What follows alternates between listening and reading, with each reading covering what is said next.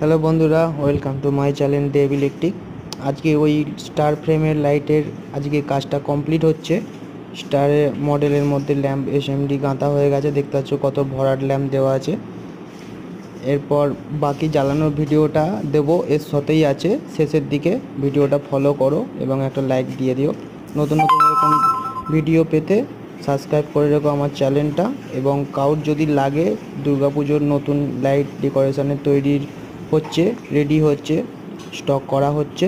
এখন কাউর যদি লাগে আমার স্ক্রিনে দেওয়া নাম্বারে যোগাযোগ করো, আমায় ফোন করো। খুব স্বল্প খরচাতে মাল রেডি করে দিয়ে দেওয়া হয়, ডেলিভারি করারও সুবিধা আছে।